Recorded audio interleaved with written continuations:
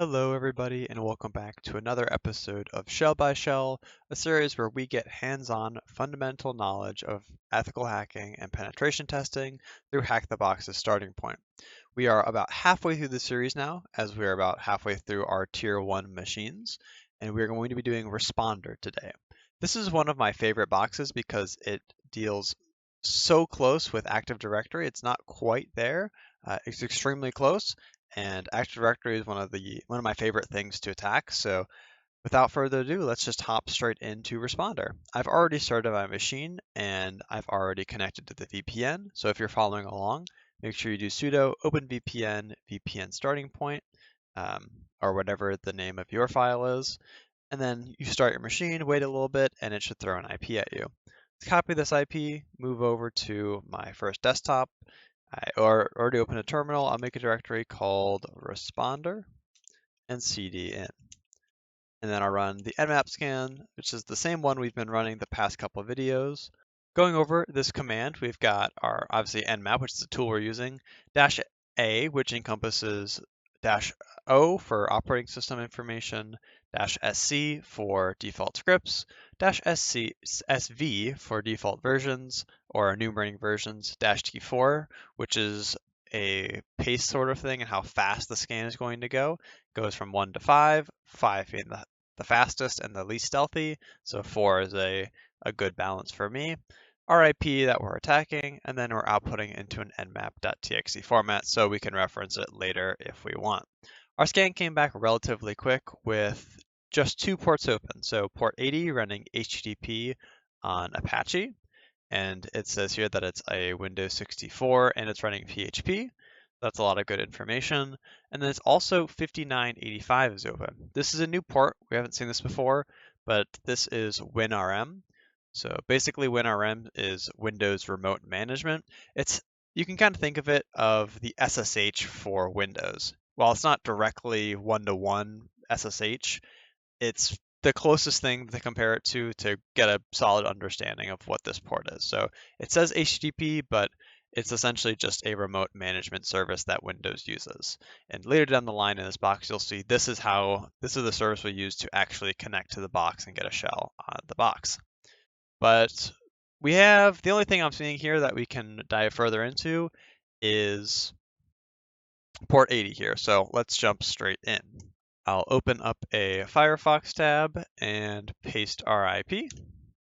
And we see that instead of bringing up a web page as we'd expect, it actually redirects us to a hostname, so unica.htb. And this is common for Hack the Box boxes and other things where you're going to need to put a hostname. So to do this, you can do sudo nano etc hosts.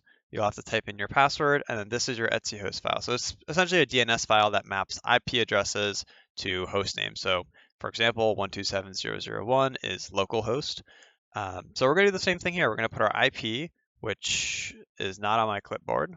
I'll save that, and here's our IP. Go back in and paste our IP space, and then our host name, which is unica.htb. I'll save that with Control S and exit with Control X. And now if we go back to Firefox, refresh the page, we have a working web page. I'll full screen this once again, and we can start to explore. And the first thing that you should do whenever you're attacking a web page or a website, or pretty much anything that has functionality, is you should test out the functionality. You should just get an understanding of how does this website work? What am I supposed to do? Like, what does the developer want me to do in this scenario, and how should it function? So by understanding how it functions, it gives us a better idea of what we can do to break it. So we'll click on Home, About, we'll click on all these. In the bottom left as well, for Firefox, you can see sort of where the link is pointing to. So in this case, it's the same page. We're not going to a different page, but it's just a different section of this page. So Services section, we click it and we're brought down to the Services section. Same thing with Works, Prices. And then none of these buttons do anything. It just brings us to the top. Contact. Contact forms are a little weird. Sometimes they can be useful, but a lot of the time they're not. This one doesn't look like it'll be useful to us. And then we lastly have this English thing. English, French, and German. So if we click one of those, we see it changes the language to French or German or English. The only difference here, and this is a very small thing to pick up on, but when we click on this, so if we switch our language to French, we see up here at the top, our URL changes from just unica.htp to unica.htp/index.php running the page parameter, and then it's bringing out french.html. So going back to English, we see it's just unica.htp, but as soon as we switch the page or switch the language, it brings out this page parameter or the page variable, and it's calling or retrieving french.html. So what's happening here is the server is going out, and whenever we switch our language, there's a call out to somewhere on the server wherever french.html lives, so it can retrieve it and display it to us. Now, this may not seem like a big vulnerability at first, but this opens the door for two main things. These two main things are LFI, which stands for Local File Inclusion, and possibly RFI, which stands for Remote File Inclusion. So for local file inclusion, which we'll go over first, it is essentially just being able to manipulate this variable, this parameter here of page. So we already know that the server is going out to somewhere locally, and it's retrieving french.html. What we can do, and what an LFI payload is what if we specify something that is higher up in the directory system using ... dashes.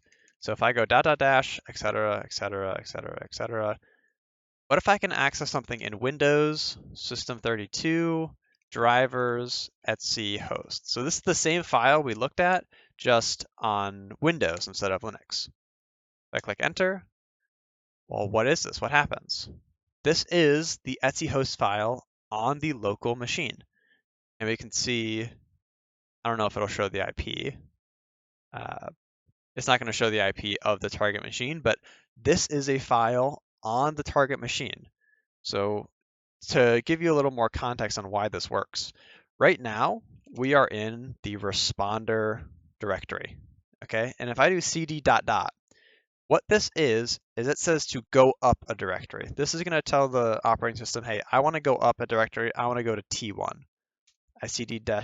or ... and we see we've gotten out of the responder directory and we've gone to T1. So if we do a lot of those, we're going to end up at the root of the file system. In Windows, that'll be like a C, but here it's just /.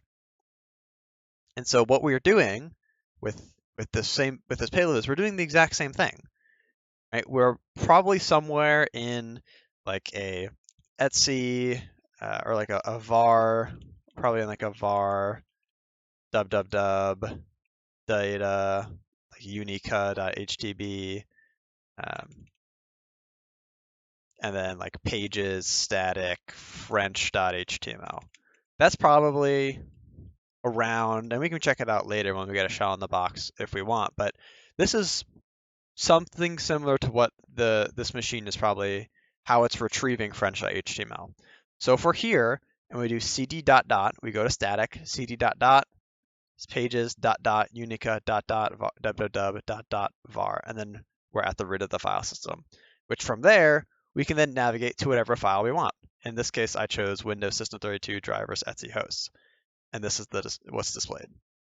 So that is local file inclusion, or LFI. The other vulnerability that is a little less common but is extremely powerful is called remote file inclusion. So etc hosts, this is a file on the remote machine, on the local server here. It's running this website. This is a file that's local to the machine. But what if we could try to retrieve a file that isn't local to the machine? What if instead we tried to retrieve a file that we were hosting on 10.10.14.6? Well, to do that, we can do a very similar thing, but we'll do / 10.10.14.6, and then we're just going to request any file. It doesn't have to exist. It just needs to be pointing to us, and represent this double slash, which is something of an SMB share.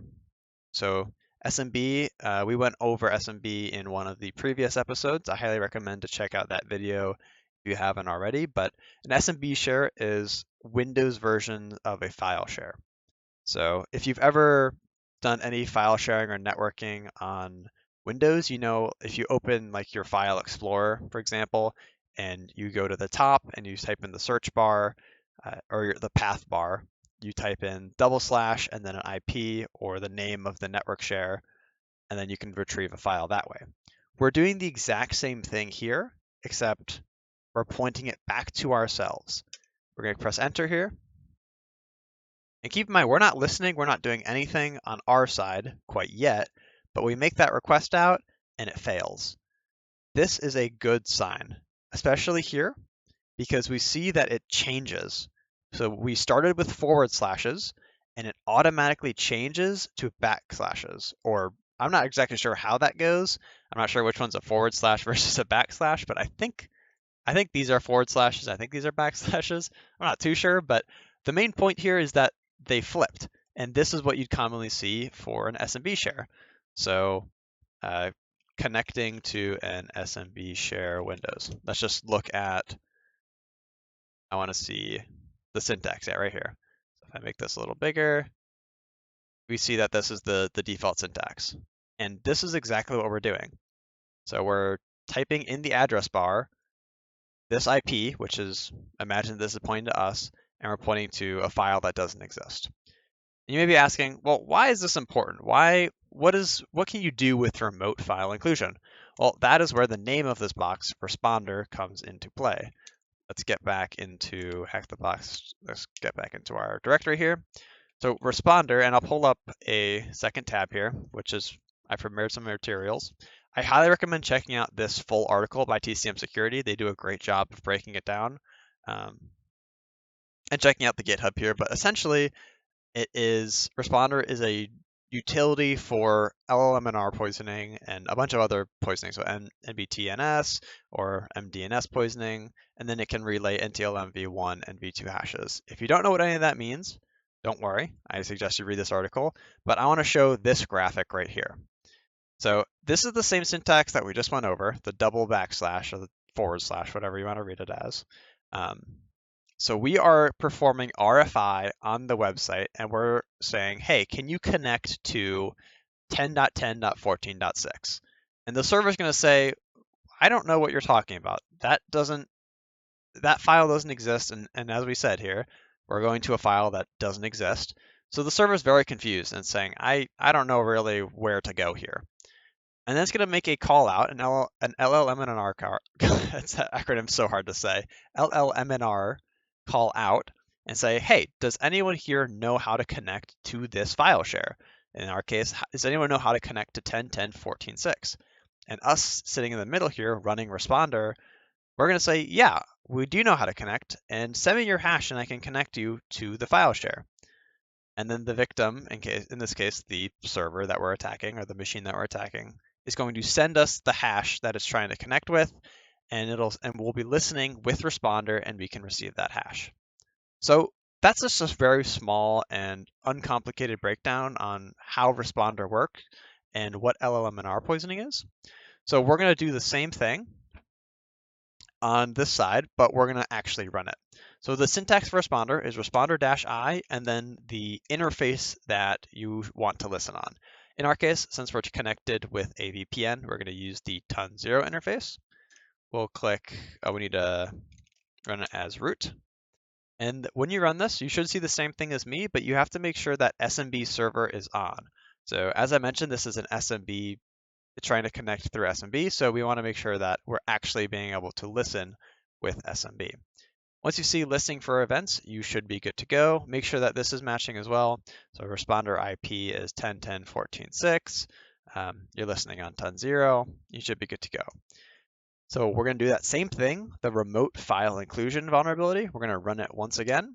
Click enter. And there we go. That is the beauty of responder. So it was listening for events, and as soon as we sent this event on the web side of things, we get the administrator's hash. And we see responder, which is the name of the box, administrator. This is the administrator's NTLMv2 hash.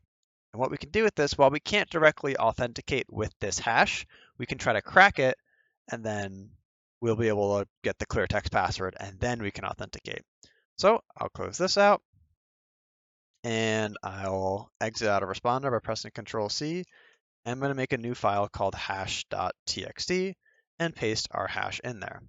Now, a tool that we can run to crack this hash, there's a lot of tools. You can use Hashcat, you can use John the Ripper, which is the tool I'm going to demonstrate in this video. It's called John. So I just like to do the automatic scan first. So John is a hash cracking tool.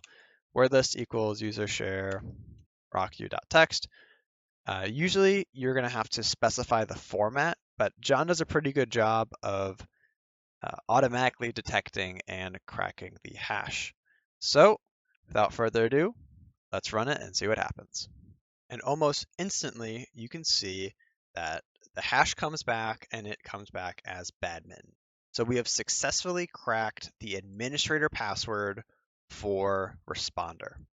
Now, going back way back to the start of this video, if we cat out nmap.txt again, I mentioned that we have two ports. We have 80 and we have 5985, which is running WinRM. A tool that we can use that's directly installed in Kali Linux to connect to evil-winrm is called, or sorry, I just mentioned, I messed that up, but it's called evil-winrm, like this.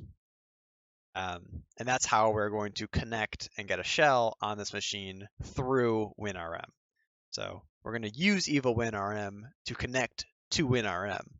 A little bit of a mouthful there, but we got there in the end. And the syntax is -i, then our IP, and that's the John command. Not quite the IP we're looking for. I'll copy paste it here. -u is going to be our username. Accidentally pressed enter, so which is administrator. -p is going to be the password we just cracked, which if I scroll up is badminton. Control-Shift-C to copy, Control-Shift-V to paste, and then enter. Notice how I'm closing them in single quotes. That is, when you get more complex passwords that isn't just text, you should make it a practice to use single quotes, as it'll parse the password better and you won't get any weird errors. And we wait a couple seconds and we're able to authenticate as administrator. So now we are essentially root on the box. We are administrator. We have, go to whoami/priv. Look at all of the permissions we have. We have successfully taken over this box. Now to claim our flag, usually it is in administrator desktop. It's not here. We'll go back a directory or two, see if there's any other users on the box. There are. We have Mike. If I cd into Mike, ls, Mike has a desktop, and there is our flag. So I can either cat out the flag right here, or we can use evil-winrm's download functionality, which is I'm a big fan of. So if you ever need to download sensitive files or upload, so there's also an upload functionality, you can use the download or upload functionality as you wish. So download flag.txt, it says downloading. It shouldn't take too long. Here we go, progress 100%. And then I can exit out of this, ls, and there we go, we have our flag on our local machine. And that's about it. That is responder.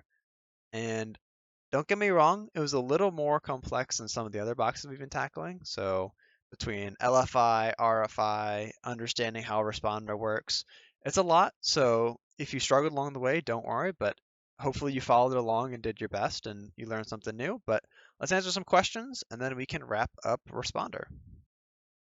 First things first, when visiting the website using the IP address, what is the domain that we're being redirected to? So this is when we first entered the IP address into Firefox. It was trying to send us to unica.htb. And to fix that, we just put that in, we put the domain and the IP it mapped to into our etc host file. So unica.htb. What's the scripting language that's being used on the server to generate web pages? We saw this in the nmap scan. It's using PHP, but if we pull Firefox back up and I don't do an RFI payload, instead I just go to index.php, well, we have index.php, but you can also do the Wapalizer, which I highly recommend installing on Firefox. And we see the programming language comes back as PHP. So PHP here. What is the name of the URL parameter that's used to load different language versions of the page? This would be the page parameter, and this is how we exploited both LFI and RFI. Speaking of LFI, which of these would be an example of LFI? And in this case, we know it's this middle one.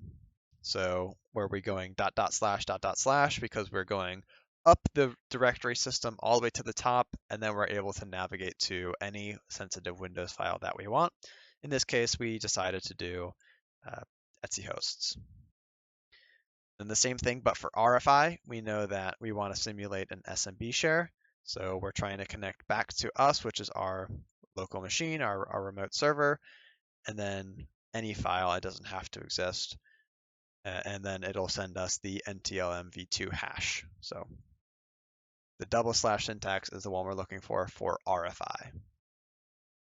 Task 6, what does NTLM stand for? I'll let you guys do some Googling on this one. NTLM, in essence, is just how Windows hashes are formatted, but there's a lot of different versions and iterations of it. So highly recommend checking this one out for yourself. Number 7, which flag do we use in Responder to specify the network interface? I mentioned this very slightly, but we use -I. So -I is the syntax for Responder. I like to think of it as I is interface. So what interface are you listening on? In our case, it was ton0 because we're using a VPN. Task 8, there are several tools that take an NTLM hash and try to crack it. One of them is John. What's the full name of John? This is called John the Ripper. I don't know if I've ever heard people refer to it as John the Ripper, but John for short, John the Ripper is the full name. What is the password for the administrator user? So after we cracked the NTLMv2 hash, we found out the password was badminton. And then we'll use a Windows service running on the box to remotely access the responder machine. What port does it listen on? This is 5985, which runs WinRM, or Windows Remote Management. And then finally, we have our root flag that we were able to obtain after getting in with WinRM. And that is the box. Again, things are going to get more complex and a little harder to follow, but keep trying your best, keep following along, and keep supporting the series. I appreciate everything so far that we've done, and I hope you enjoyed Responder. Next week, we have 3, which is the last of the Tier 1 boxes. So I'm super excited to move on to Tier 2. And until then, I hope you have a great day, and I'll see you next week when we take on 3. Happy hacking!